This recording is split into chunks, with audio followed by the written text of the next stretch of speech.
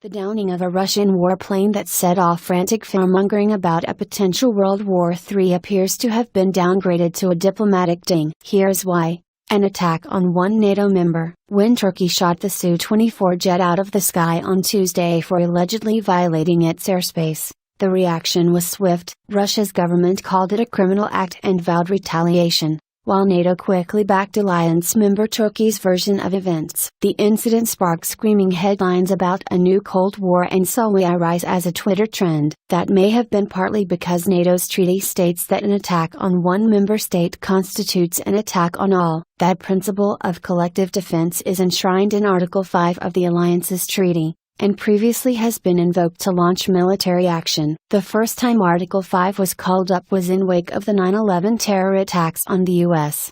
But analysts say this week's incident involving the Russian jet just doesn't measure up. ISIL, a research fellow at the London-based Chatham House think tank, said there needs to be an attack on the alliance, involving consequences, to cite Article 5. "I don't think that would include violating airspace," she said, noting how even France didn't go that far as to invoke Article 5 following the recent terror attacks on Paris. "It's not easy, in a way, to put Article 5 on the table," Anil said. "If you look at the cases where Article 5 has been put forward in history, there are tangible consequences. You can make the claim with 9/11, but here, I don't see any." Besides, she added, invoking Article 5 would escalate the whole issue, and I don't think either Turkey or Russia or any of the European countries